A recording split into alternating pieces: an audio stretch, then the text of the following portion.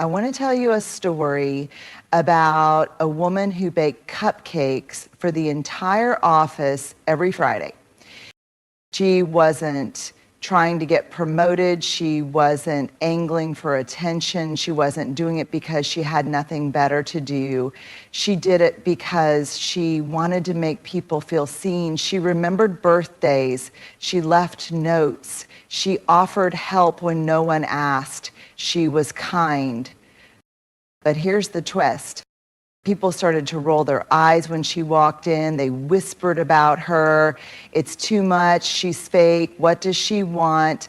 And eventually, she stopped baking. Because sometimes kindness doesn't make people love you. Sometimes kindness makes them hate you. Let me start by saying something that might feel counterintuitive. Kindness is not the absence of strength, it's the very expression of it.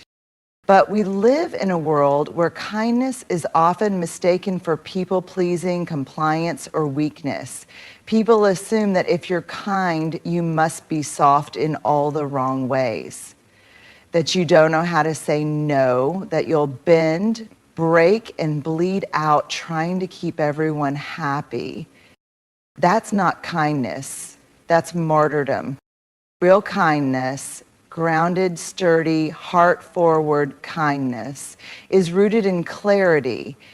It's knowing exactly where you end and someone else begins. It's the courage to extend empathy without losing yourself in the process. Let me give you a picture.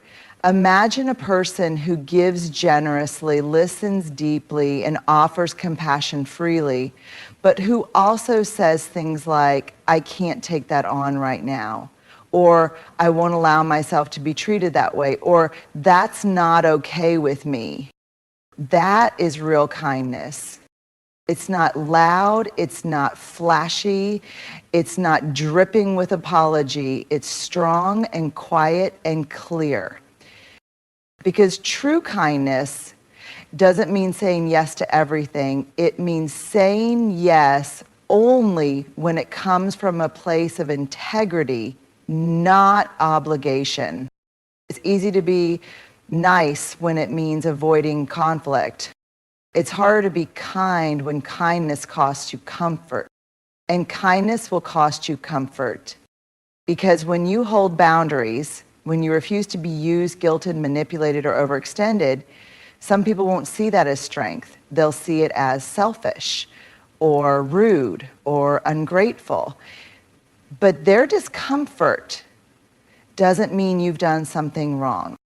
It means you're doing something unfamiliar, especially in cultures, family, workplace, even religious communities, where self-abandonment has been dressed up as goodness. But true kindness never asks you to disappear. Kindness says, I see you and I see me. I care for you and I will not betray myself in the process. I want peace and I won't pretend everything's fine when it's not. When we think of kindness as being nice, we start confusing kindness with approval seeking. But niceness is reactive. Kindness is grounded. Kindness can be tender and firm. Kindness can be generous and boundaried. Kindness can hold the door and hold the line. When you understand that kindness is a boundary, not a weakness, everything shifts.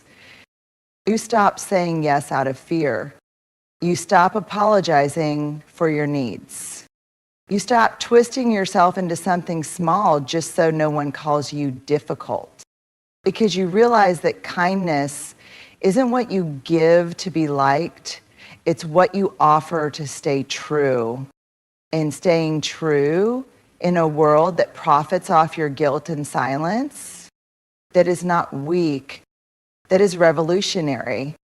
Being kind disrupts the shame-based systems people live in, written in a voice that blends deep psychological insight with a warm, honest tone. Being kind disrupts the shame-based systems people live in. We don't talk about this enough, but here's the truth. Most people are walking around with invisible armor, not because they're strong, but because they're afraid. They're afraid of being seen, afraid of being judged, afraid of not being enough. So they put on toughness, sarcasm, coolness, cynicism, whatever helps them survive in a world that taught them early on that love must be earned and that vulnerability is dangerous. So that's what a shame-based system looks like. It's not always loud or obvious. Sometimes it sounds like, don't be too sensitive. Get over it. You've got to prove yourself. It's a system that tells people they are only as valuable as their performance, their productivity, or their perfection. So now picture this. Into that system walks someone who leads with kindness, not performative niceness, not sugary smiles to keep the peace, but real, grounded, humanizing kindness, the kind that sees people, the kind that says you're enough, even when you're not winning, the kind that listens without fixing, the kind that stays soft, even when things are hard.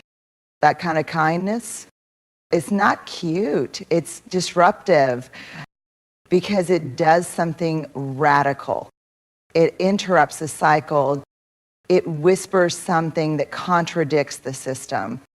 You don't have to earn love. You don't have to hide.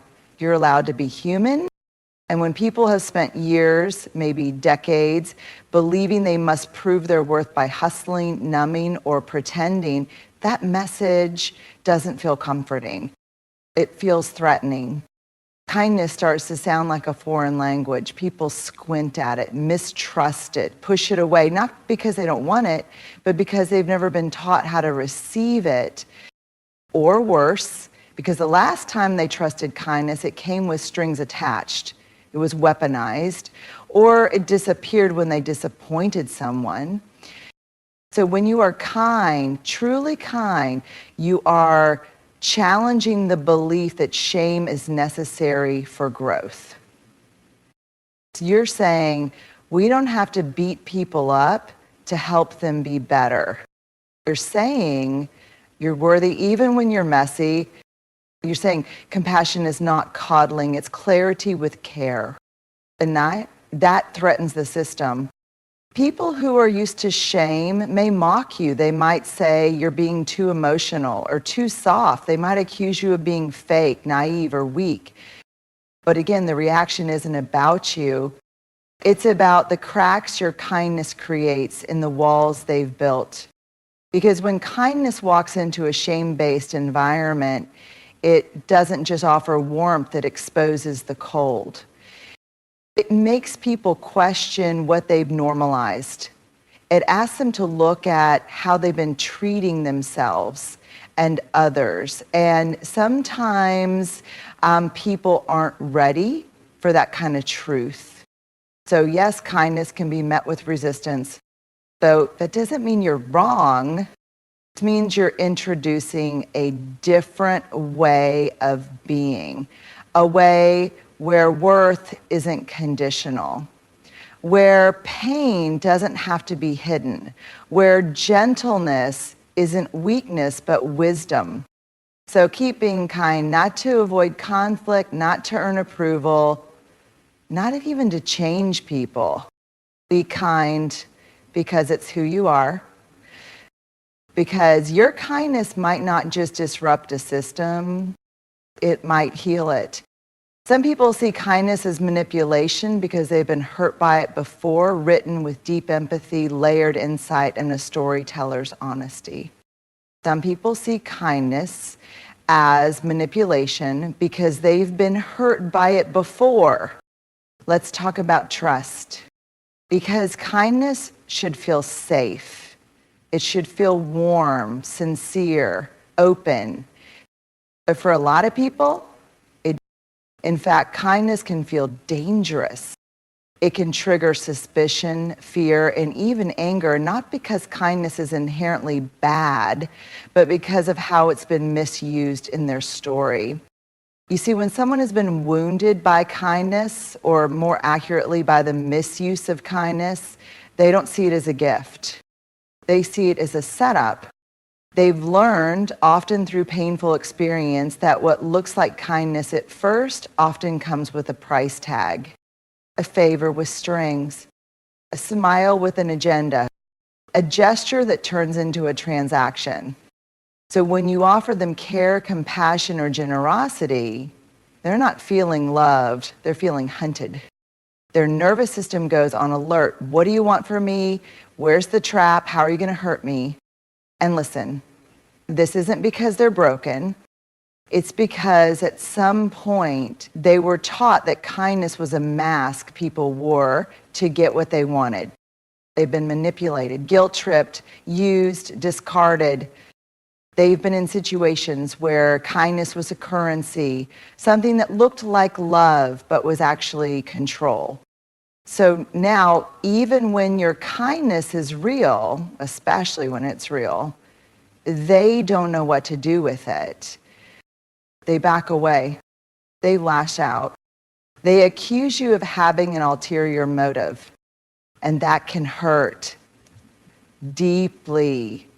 Because your heart is open, your intentions are clean, you're trying to love without expectation, but you're met with resistance, sometimes even rejection. So here's the truth you have to hold. The reaction isn't about your character, it's about their history. It's about the fact that someone once smiled at them with the same warmth you're offering, then hurt them.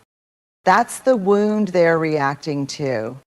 And it doesn't mean you need to fix them or explain yourself or overcompensate to prove you're different. That's not your job. But what it does mean is this.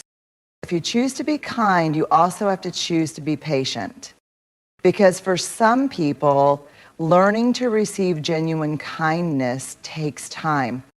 Sometimes a long time. They need to watch you. See if your actions match your words. See if your warmth stays when you're not getting what you want. See if your care can withstand their defensiveness.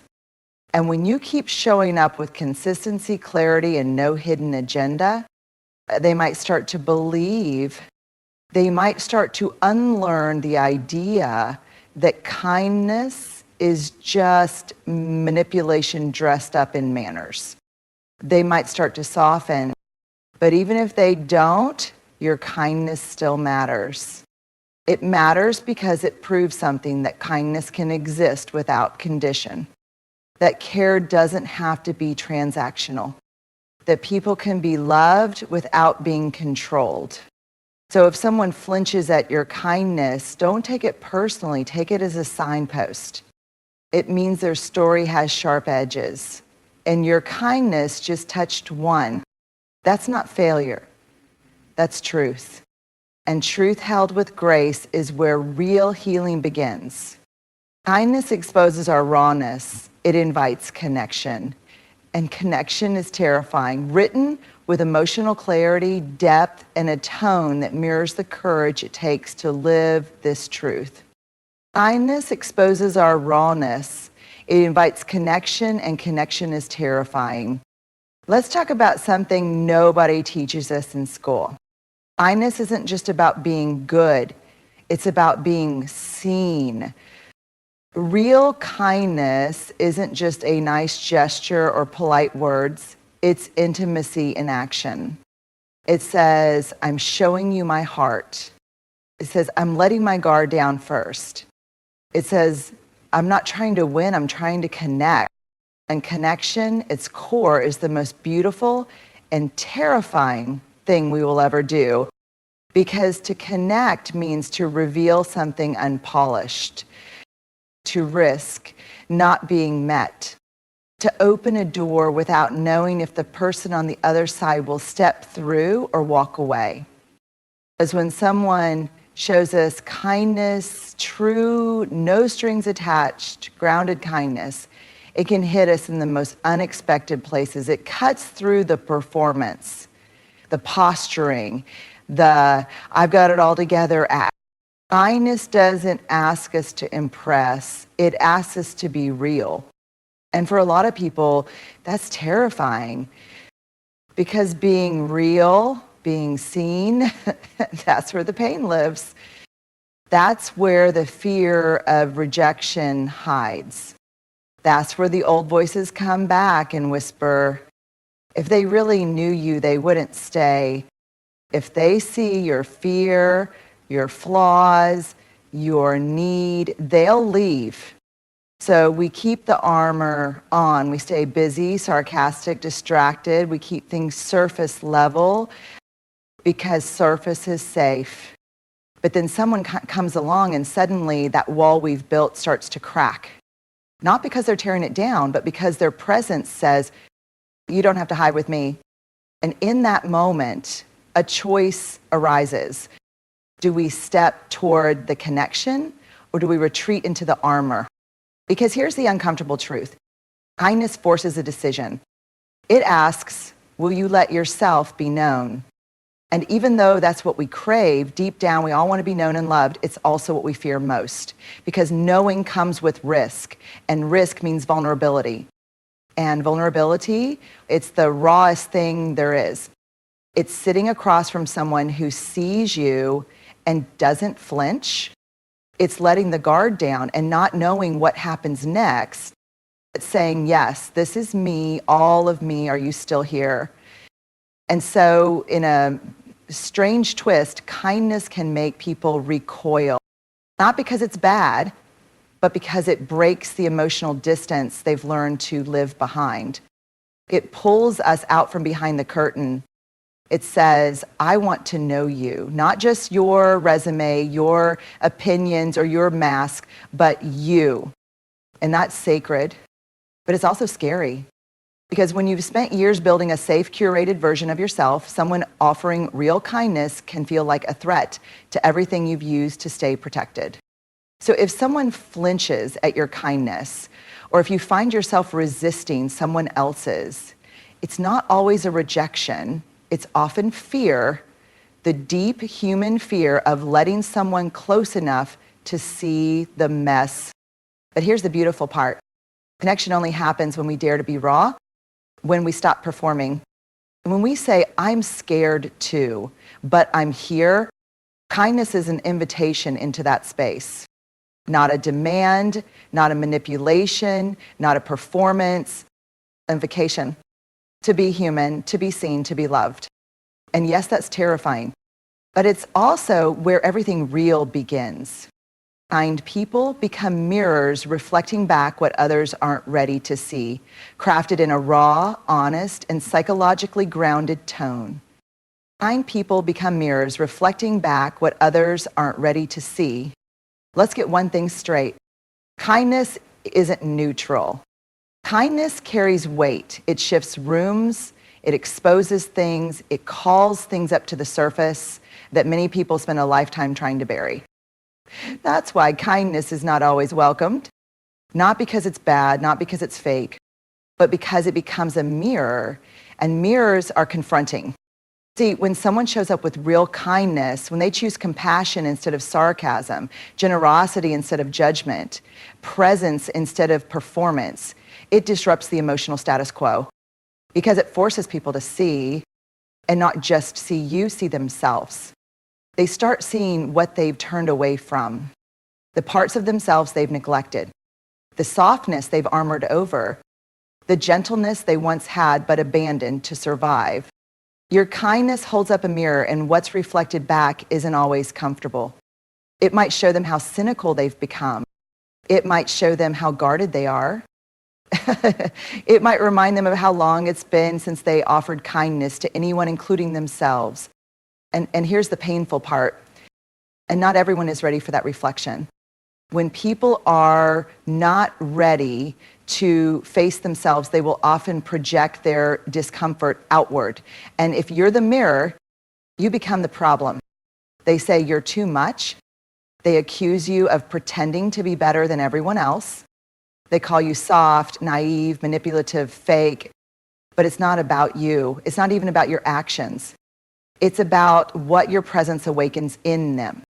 Your kindness threatens their emotional economy because it quietly says, there's another way to live. And for someone who's learned to survive through numbness, anger, sarcasm, or self-protection, that message is not always received as hope, it's received as confrontation. Not because you said anything confrontational, but because your way of being reveals what they've stopped allowing themselves to be. That's the power of kind people. You become a mirror for what's possible. And what's possible is often the scariest thing for someone who has lived in resignation. Because if kindness is possible, if connection is real, if softness can coexist with strength, and then suddenly the walls they built around their heart start to look less like protection and more like a prison. And that's a terrifying realization. So they resist the mirror, they push it away, they try to shatter it, not because they hate you, but because the image you reflect is too close, too true, too vulnerable. And you have to know that. Being a kind person doesn't mean you'll be liked. Sometimes it means you'll be misunderstood. Sometimes it means you'll be rejected. Sometimes it means you'll be resented for showing what someone isn't ready to feel. But that doesn't mean you're doing it wrong. It means your kindness has depth, it has clarity. It's not just a behavior, it's a truth. And truth, when it walks into a room, always reveals what's hiding in the shadows. So don't dull your mirror just to make people comfortable. Don't shrink your kindness just to keep the peace. Be the mirror. Let your way of being reflect love, even when it's met with fear. Let your gentleness reveal strength, even when it's misunderstood. Let your light uncover shadows, even when people squint. Because someone, somewhere, will see themselves in your reflection and come back to life because of it. And that's the quiet revolution of kindness. The hate isn't about you, it's about the fear your kindness awakens in them, written in a tone that blends deep compassion with courageous truth-telling. The hate isn't about you, it's about the fear your kindness awakens in them.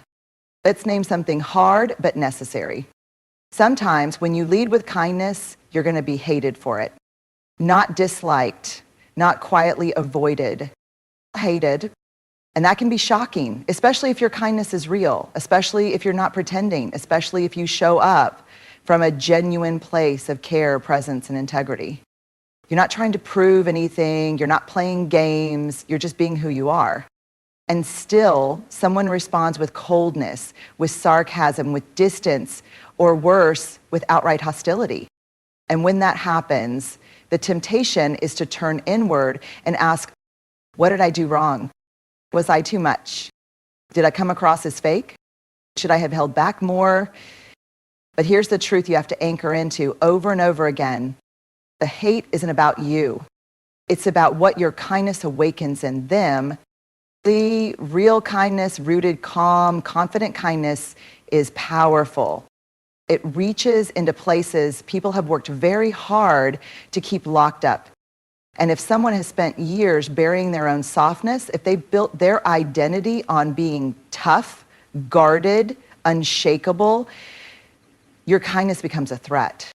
And not because you did anything wrong, but because your presence unsettles something in them. Your gentleness reminds them of a part of themselves they exiled long ago. Your warmth evokes a longing they don't know how to hold. Your openness shines light on a wound they've never had the courage to feel. And that's terrifying. So instead of sitting with the fear, instead of asking, why does this stir something in me? Some people project that discomfort outward. They call you weak. They mock your sincerity. They treat your compassion like it's a trick. They resist the very thing they crave because they've convinced themselves it's dangerous to want it. That's not about your heart. It's about their story. You just happen to stand too close to the places they've tried to forget. So when they respond with hate, when they shut down, lash out, or try to belittle your light, it's not because your kindness is wrong. It's because your kindness touches something raw in them. And people often hate what they're afraid to need. They hate the tenderness that reminds them of what they lost. They hate the hope that risks disappointment. They hate the love that exposes all the places where love was missing. So what do? You stay kind, not because you need to be liked, not because you're trying to change them, But because kindness, when it's real, isn't reactive, it's rooted. It doesn't perform. It doesn't chase approval. It doesn't flinch when it's misunderstood. It knows the difference between what is yours and what is theirs. And the hate, the resistance, the defensiveness, that's theirs. You don't have to carry it. You don't have to fix it. You don't even have to explain yourself. You just have to stay grounded in your truth. Because the world needs more people whose kindness doesn't disappear when it's confronted, who don't harden in response to fear, who understand that sometimes the greatest courage is to remain soft in a world that misreads softness as threat. So yes, your kindness might awaken fear, but it might also awaken healing, awaken memory, awaken possibility. And that is your quiet, unshakable power. So here we are facing a truth many people never say out loud.